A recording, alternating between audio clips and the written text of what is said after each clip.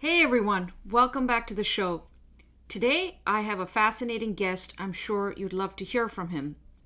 I'd like to introduce you to Warrant Officer James Topp. James, as you probably know, has marched all the way from Vancouver to Ottawa protesting the vaccine mandates and other restrictions that have been in place since the pandemic.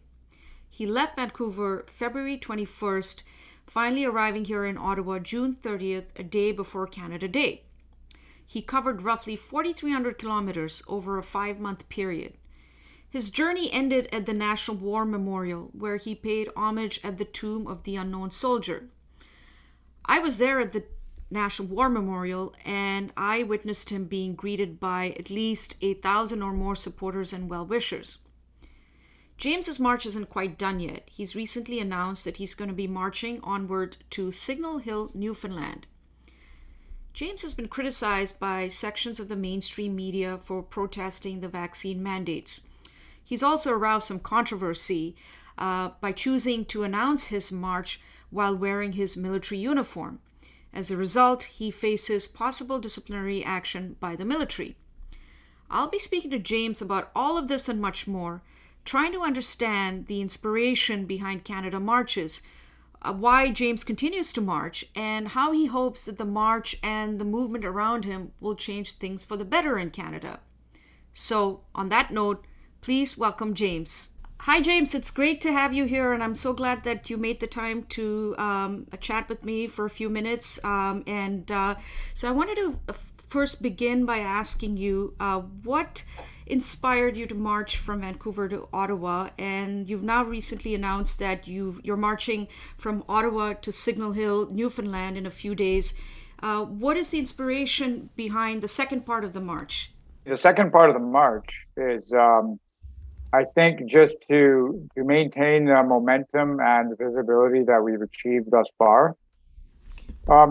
I think it's important to make sure that people are aware of the present circumstances, and that with regards to what started all of this was without going too far into the weeds with it, it was the implementation of pandemic measures. What we were told was to mitigate this disease called COVID, and then that evolved into a number of different things, which eventually culminated in August of last year with the announcement that vaccine was going to be required for federal government employees, and also a number of corporate sectors took that on board as well. And then we had this the creation of this new kind of discriminatory system, whereby if you weren't willing to disclose your vaccination status, which I think is a private medical concern, not really that should be open to anybody to know, and or you are not going to get vaccinated, which I also have serious questions about,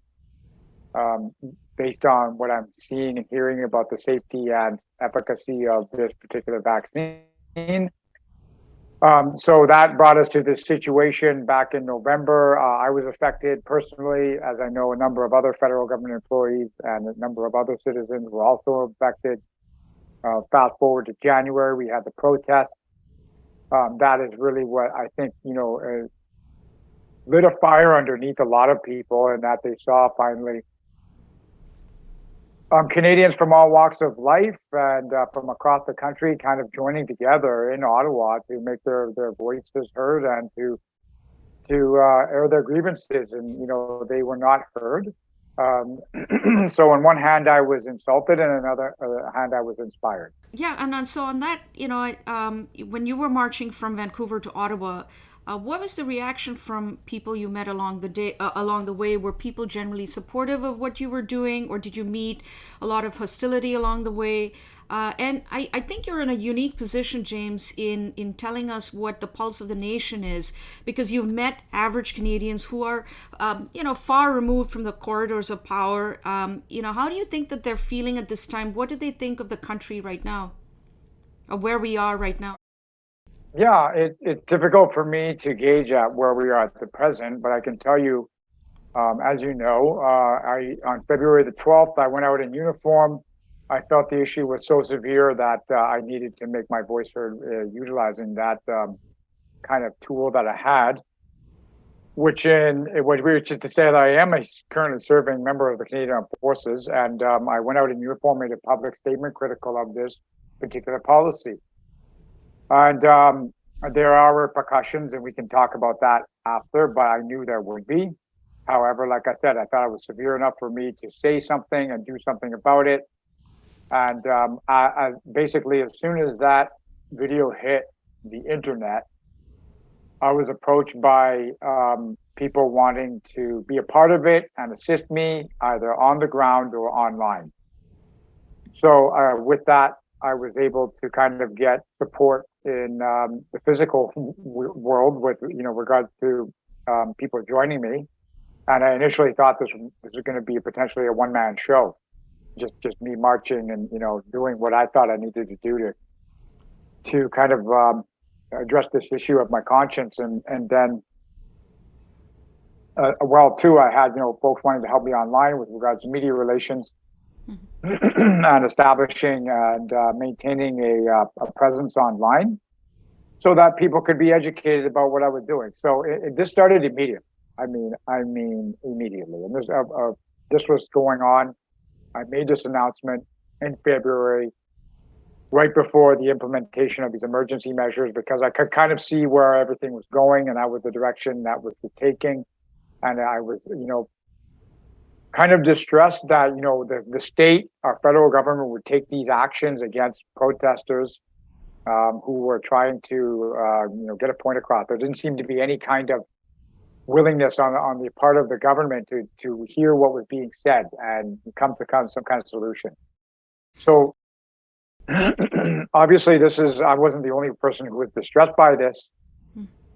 And when I did make the announcement, I said I was going to leave Vancouver on February the 20th. And the support there at the Terry Fox Memorial at 7:30 on a Sunday morning, there was probably over 100 people who came to see me off. And after we decided to march away, there was probably 70 people marching with me out of downtown Vancouver. So it has been overwhelmingly positive. And I've said this before, and I'll say it again just to illustrate the point. The number of folks who came to me and said, I want to be a part of this. I want to help you. What you're doing is important. Thank you for what you're doing. This has given me hope. This has happened since the beginning. And the number of folks who had come to me and said, okay, stop what you're doing. This is why you should stop. This is my argument. And, here's the analysis I have. These are the reasons. And so forth. That has happened, compared to the thousands of people I met between Vancouver and Ottawa who encouraged me. The people who hadn't something to say with regards to why I shouldn't do it is zero. Nobody came forward. There was a lot of negativity sometimes with regards to people driving by and having something derogatory to shout out the window, but that is as far as it ever went. Mm-hmm. So it has been overwhelmingly positive, and despite the stresses, the physical hardship, and the challenges, this was, I'm very lucky to have been able to do this and meet all these amazing people. Yeah. So when you finally got to Ottawa on June 30th, you paid homage to the Tomb of the Unknown Soldier.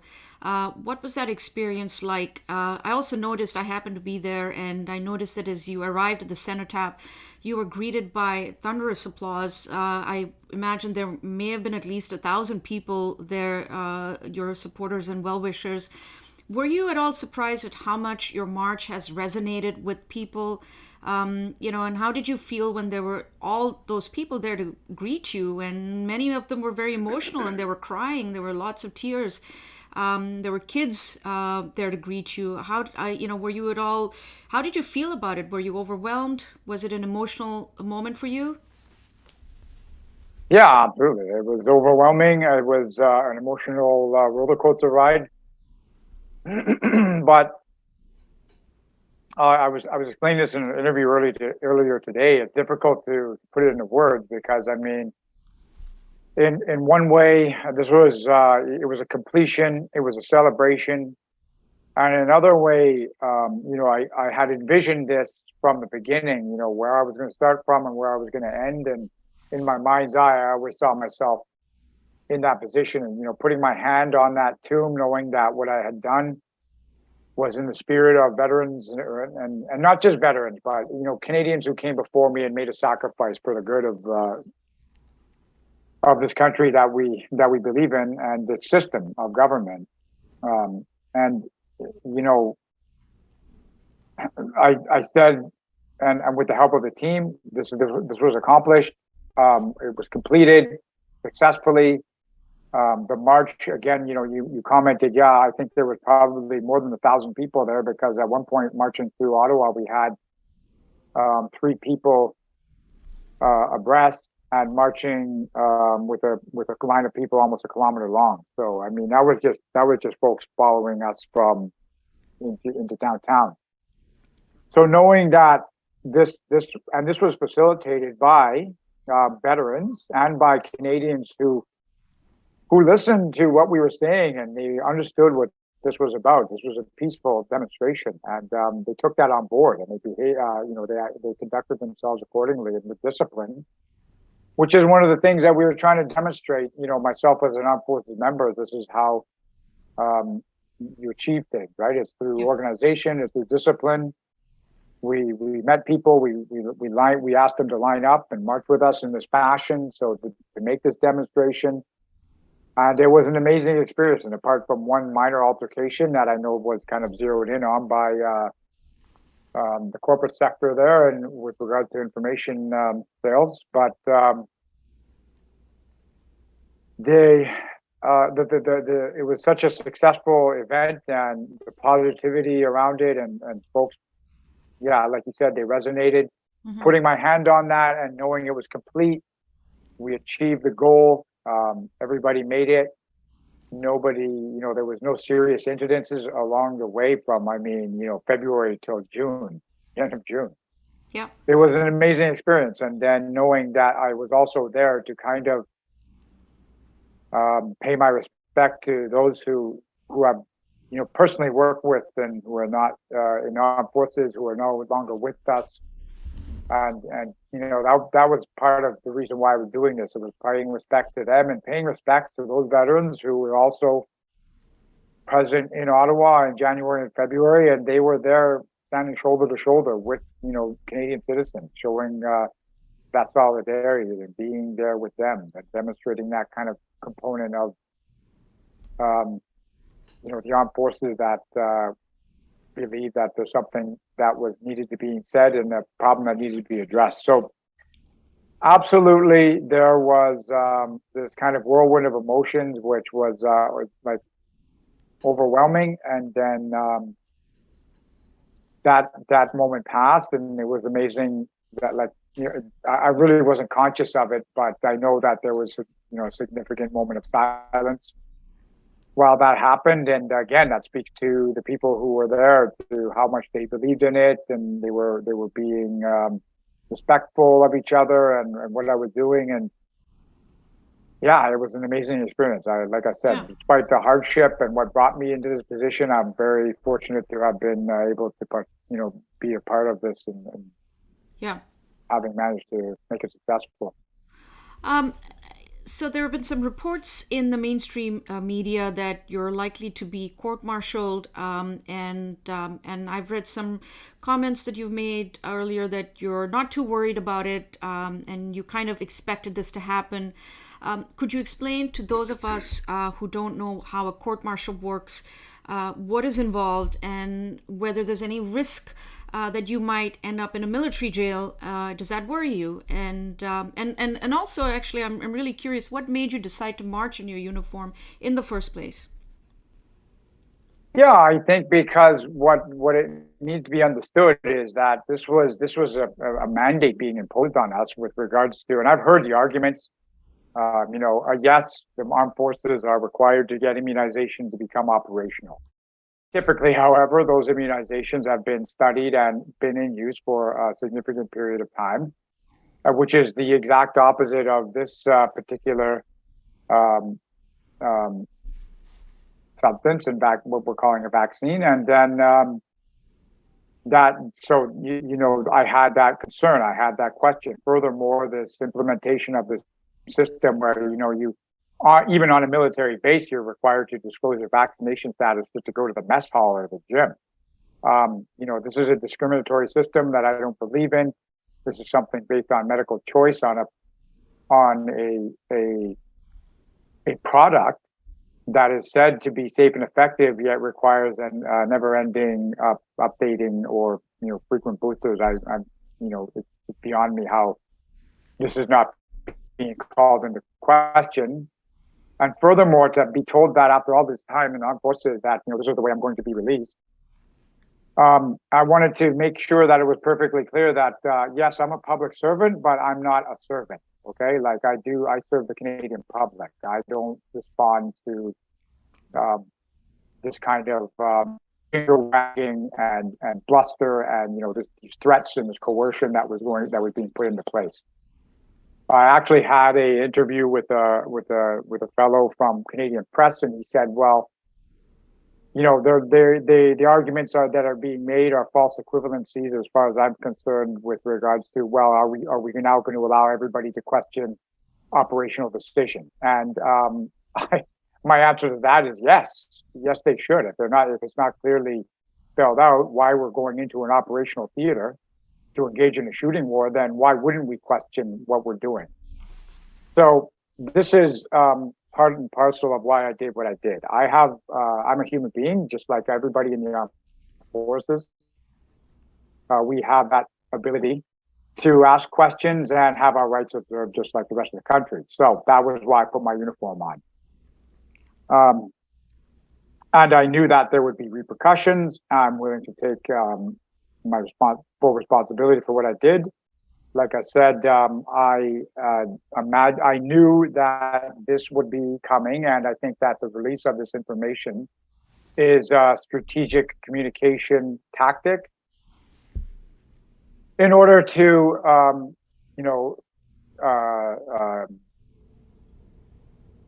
cast negative light on the march itself and the reasons behind it, and the success of it and everything else. Because obviously there's a song sheet that's being passed around within these corporate media outlets, and for some reason this is the way that it needs to be sung to the Canadian public, which I actually don't understand. However, I think that this was a strategic release of information. It's old news being reported as new news. And to be perfectly clear to everybody, when I was charged with 2 counts of Article 129 under the National Defense Act, and just to put it in a language that's perfectly clear, it's misconduct for the most part, but it's a little bit, the phrasing is a little bit different. It's conduct prejudices to the good order of discipline, and the exact verbiage escaped me.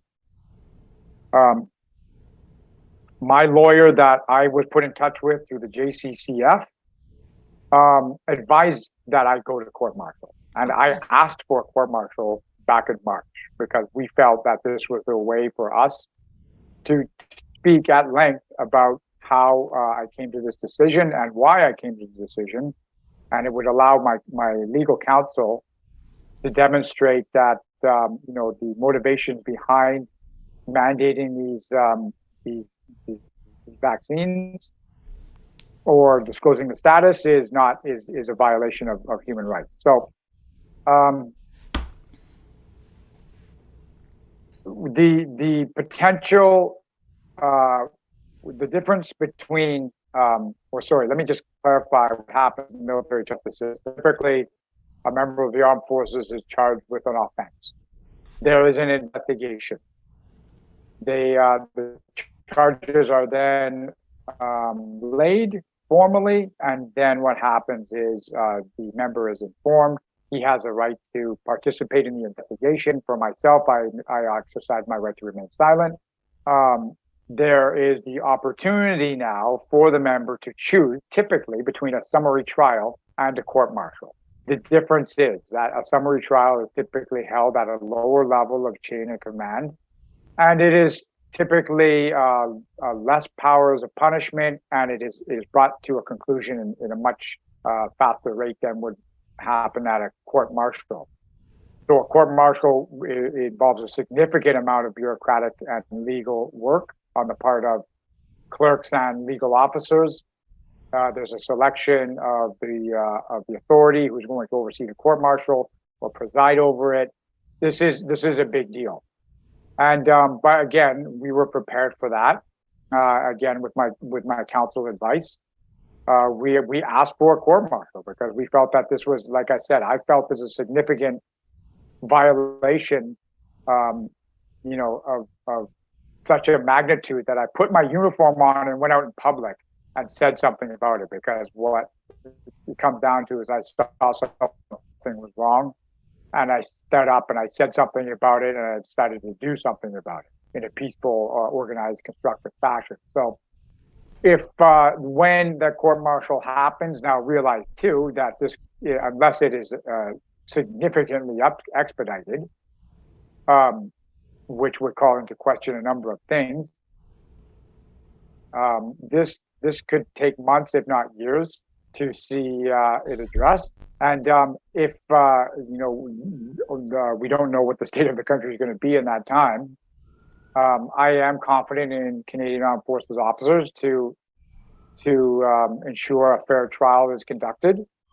And if that's the case, then I believe that absolutely there would be some penalty. Potentially, but if in the event that we are still politically motivated and justice is going to be politically motivated, then the potential for me to face severe consequences is large. Yeah. And it bothers me not at all, because I'm prepared. I think if I am sent to jail for this, I am going to be in jail with the ability to look at myself in the mirror.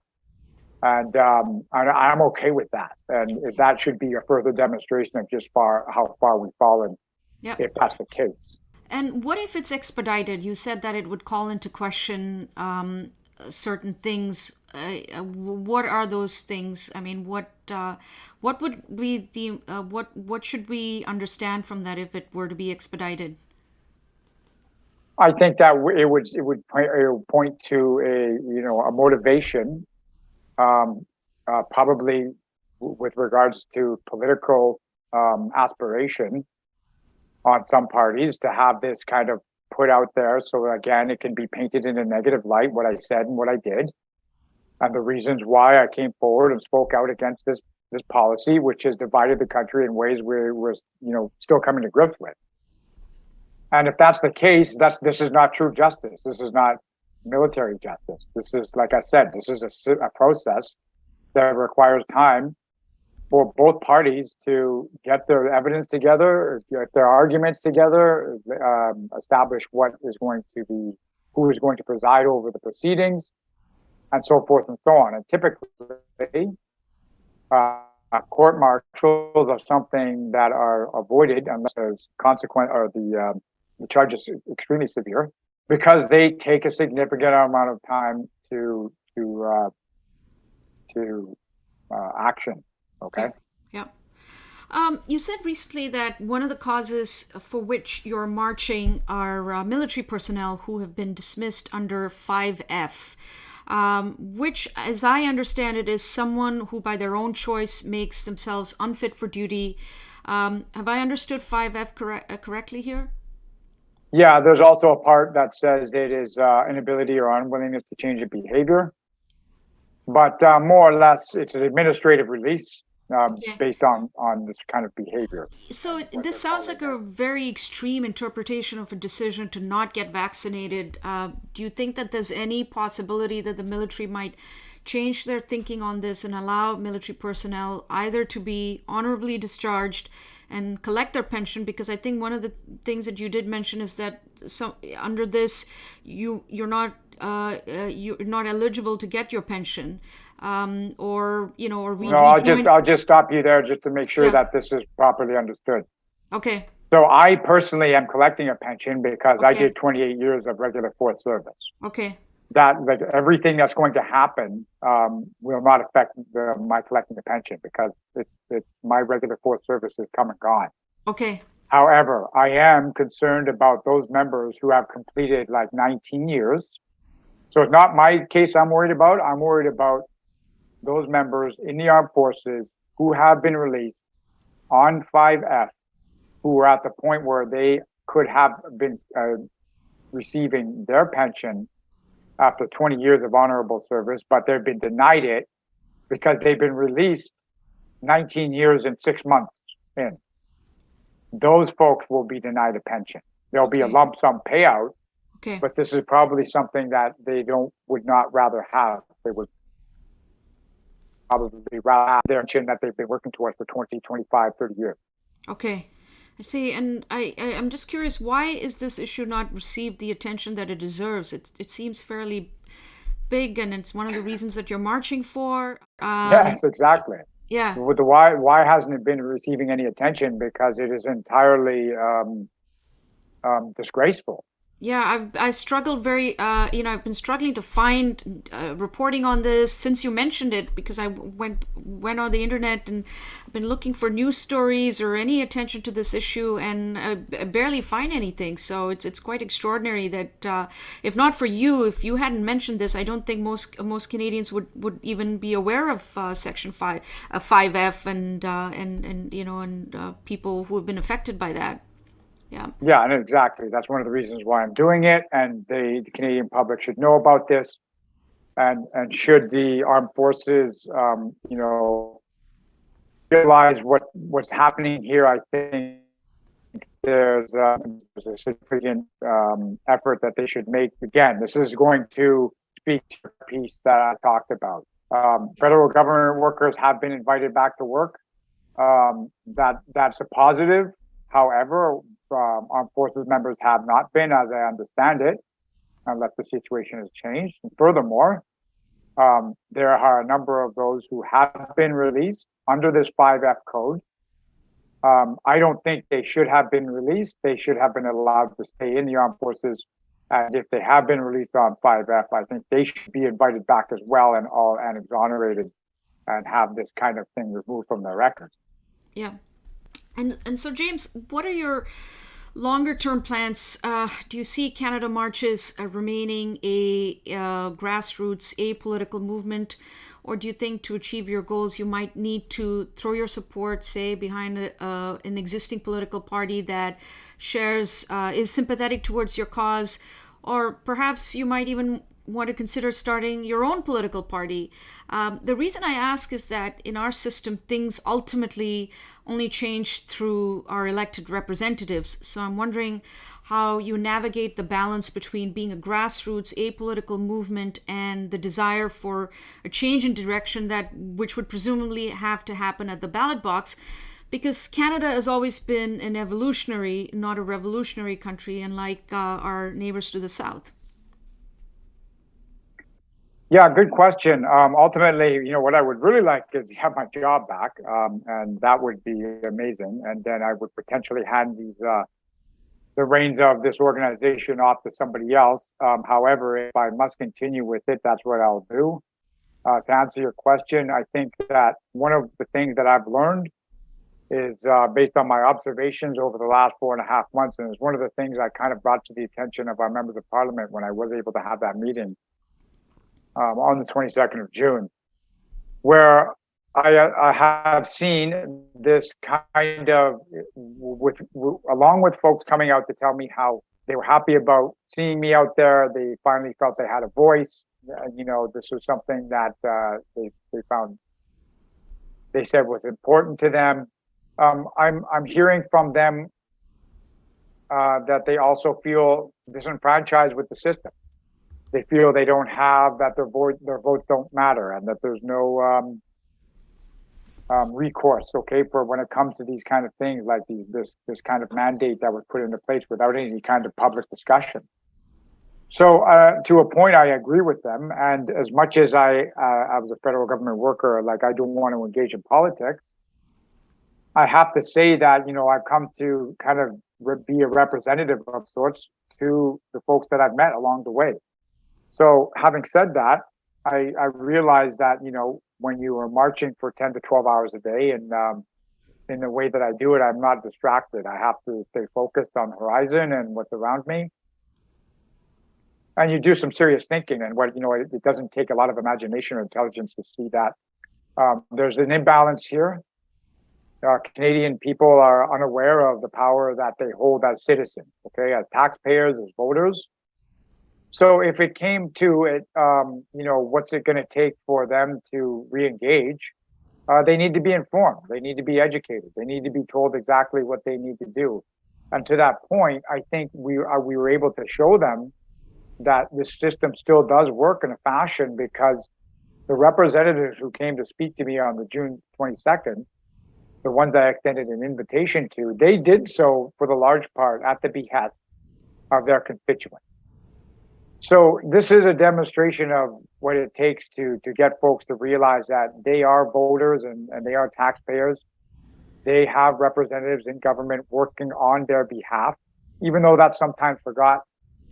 And I think what I see happening is that, if I am, unfortunately, have to, I shouldn't say that, unfortunately, if I am put in this position where I am going to be at this, educational campaign, so to speak, then that's what I'll do. It doesn't have to be me. There's a number of folks who come to these same conclusions. I just captured, some attention and some of the public imagination.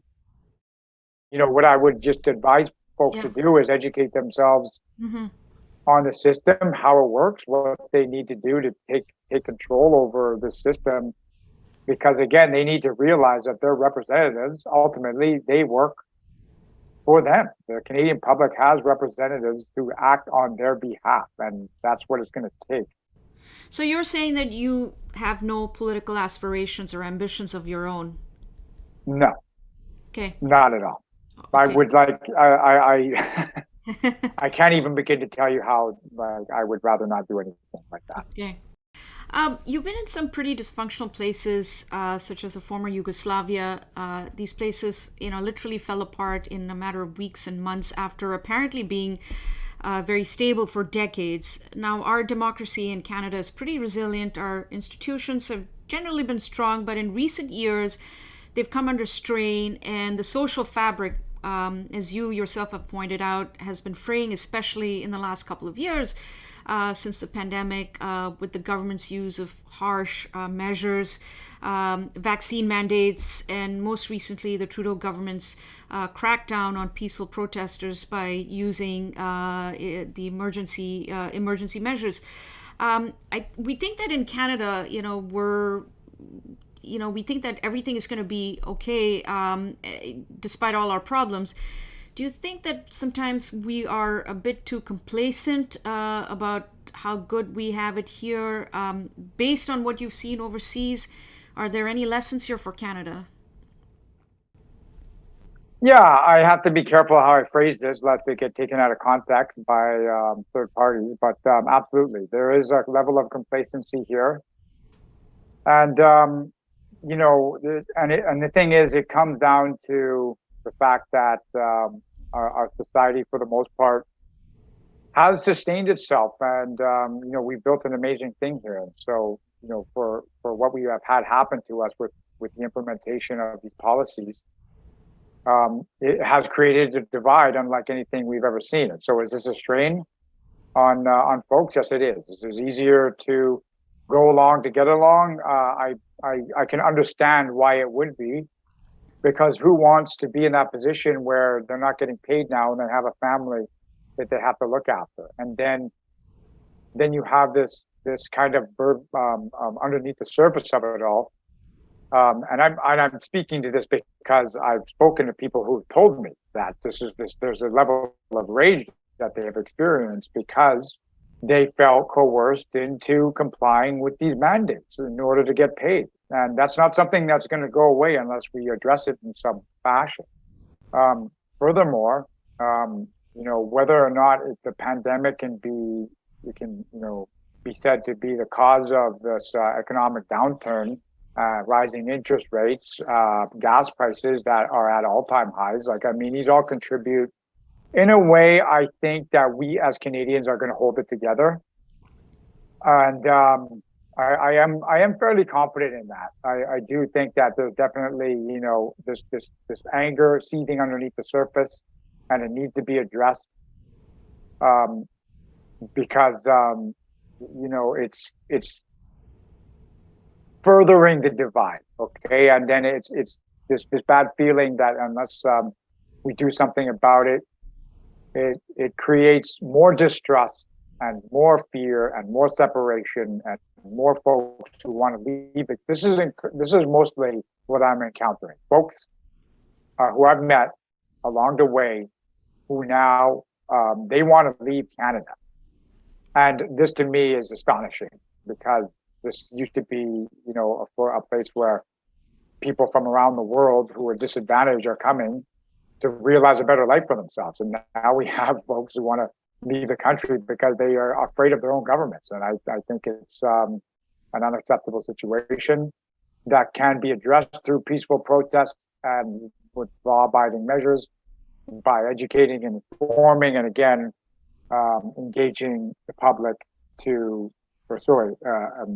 enabling the public to become engaged in the system. Yeah. You've talked about redirecting Canadian society to where it should be, and you've talked about restoring balance in the system. What do you mean by restoring balance, and where do you think Canada should be, according to you? Well, it's like I had told the members of parliament. Yeah.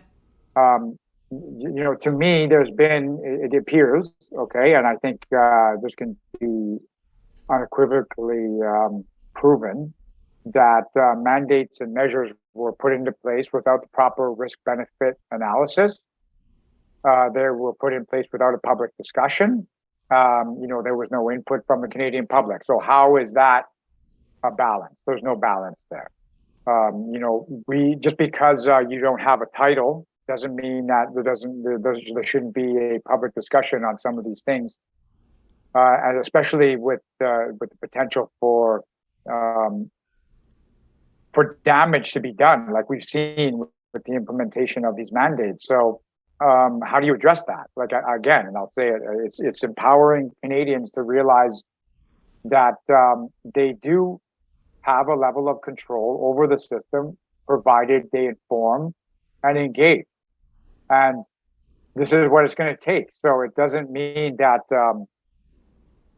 you're encouraging them to behave in any way that's not lawful, but they can still work together in an organized fashion, like we demonstrated that, when I asked for that meeting with members of parliament, most of them were there because they were asked to be there by their constituents. That's how it works. Yeah. So you have a representative that is responsive to his constituencies. And if we have this across the board, then this is how we have the appropriate balance that's needed. So large sections of the mainstream media have either tried to ignore you or they've tried to smear you and your organization. How does that make you feel? Does that bother you? Let's say you'd been marching for Ukraine across the country, for Ukraine's freedom. Do you think the mainstream media would have reacted differently? No, I got to the point where I'm okay with it. I'm not exactly happy about it. Like you said, if I was to have been marching for a different cause, okay, quote unquote, definitely I do believe, I would probably have my own retinue in a bus and a number of other perks that I don't have available now. But the fact is that this is not a popular thing to be engaging in this current climate. And the media landscape is not friendly to the things that I'm saying. And of course, this kind of, a lot of this is being painted as something negative. And I'm perplexed because nothing that we've done is outside of the law. I have been approached and have met with Canadians from all walks of life, from all backgrounds, from all income brackets, okay? And to have this name calling and the smears, it does bother me in a way that because what have what has the corporate journalism become, in that there's no attempt at a discussion or an attempt to understand why I'm doing, like in the fashion that you're doing as an independent journalist, asking the questions, allowing me to explain. That's not happening at the corporate level. There's just this name calling and no attempt at any sort of investigation. And if the investigation is had, I would say it's not a very good one, because I have not come into contact with many reporters at the higher levels at these various organizations. So when I say that, I'm not exactly okay with it, because I think it's very disruptive and harmful to the public mind. Yeah. This is something that is creating a kind of hatred and a rage in people, and it's not necessary, because nothing I've ever said or done is inflammatory. I've not insulted anybody. I've not criticized. All I'm trying to do is bring to light the issues that are facing federal government workers that have been affected, like I have. Yeah. So I just find it's irresponsible journalism. It does bother me because of the hatred and anger that it's generating, which is misplaced and not necessary, I might add. However, when I have had the ability now over the last couple of days to have a couple of conversations with reporters from Canadian Press and Ottawa Citizen, I have attempted to try to say, look, this is what I am seeing from your organizations. Please make some effort at highlighting the positive that came out of this, because this is the remarkable story, and how, number one, I came together with 11 other people, and over the course of 4.5 months, that team facilitated a foot march, over 4,400 kilometers in length. So why this cannot be reported on, I don't understand. Why is this? What was the reaction? What was the response from this journalist that you were conveying this to? I think it was, it was taken on board, but I understand that a journalist and the relationship, and I believe we had this conversation, there's a relationship with editorial boards, with publishers, with owners. They can write whatever they wish. However, what they write is potentially not always published. And then there are constraints possibly with what the way the information is going to be put out there. And I know that the challenges are as well, and correct me if I'm wrong, it's taking a story like this and fitting it into 250 words. So what is allowed to stay and what is allowed to, or what is taken out of the article, this is lost in this kind of the parameters around, reporting. And then again, it's the headline.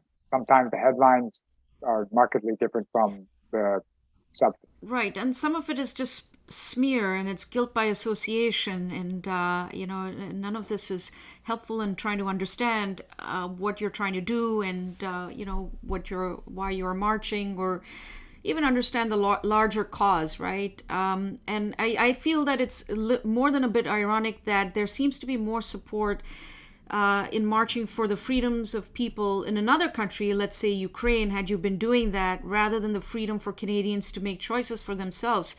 What does that tell us about where we are in Canada?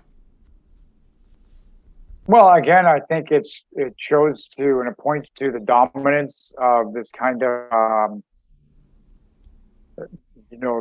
this media corporate entity that broadcasts erroneous and misrepresentative information. It's not necessarily untrue, but this information it's weaponized. So, for example, it's like, to point to my example, it's the release of this shocking headline that's right up there with probably something we would see the National Enquirer do. And that my court martial is announced with this fanfare, even though it was something that I actually asked for back in March. Why is it done like that? It's done like that to skew the picture, frame it in a way that is, can be presented as negative. And I think I think what is actually happening as well for these organizations, they're undermining their own credibility in a lot of ways in doing that. Unfortunately, I'm not really sure what level of media literacy most of the Canadian public has. So, it just seems that it's unfortunate, and I do believe that we can kind of work ourselves out of this by kind of like, in addition to informed and educated voters and taxpayers, then we have informed and educated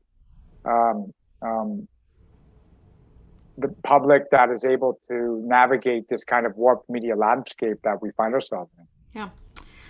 Finally, James, I know you're hard pressed for time and I know you have to get going, but where do you see Canada heading in the months and years ahead? Are you optimistic? Are you pessimistic? Agnostic? I'm fairly optimistic, to be honest. I mean, like I said, what I saw happening,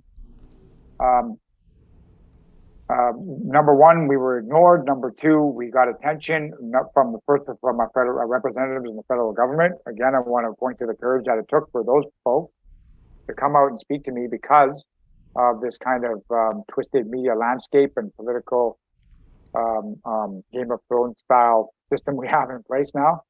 So they did demonstrate a lot of courage coming out, and I think that's important. And that happened. The support and the acknowledgement that I've received from people on the ground is overwhelmingly positive. And I'm optimistic. Like I said, we're going to get going on phase 2 of this mission, so to speak, on July the 18th. We will probably not be leaving from Ottawa just because of the fact that, this is, let's keep the media, the corporate media on its toes. We're actually going to leave from another location, and we'll leave, that has yet to be determined, but it will be closer to Southern Ontario and not in and around Ottawa, just because I think that, the number of folks who drove up to visit us in Ottawa on June the 30th, we're going to try to move ourselves down closer to that area. Just to make ourselves accessible, because this is one of the things too that I think is, positive change is on the horizon, because there's folks out there willing to put themselves, there's folks like me willing to put themselves out there and make ourselves accessible, and that's what we represent to people. We're accessible and we listen. This is what I think is important we listen to folks and what they have to say. Yeah. Well, on that note, James, that brings us to the end of this conversation. I really appreciate you making the time to chat with me and to, share your thoughts and views with our listeners. And I wish you all the best as you march onward to Signal Hill, Newfoundland. And I really hope that I get another opportunity to chat with you in the weeks ahead. I think that's entirely possible. Thank you for giving me this opportunity to tell my side of the story and get the real information out there, because, as you know, this is what I think it's going to take. It's going to take this partnership between, educators and journalists, working together with people like me and representing us and allowing us to get that, our side of the story out. Okay, perfect. Well, thanks so much, James, and good luck with your march, and hope to speak to you soon. Okay. Thank you. Take care.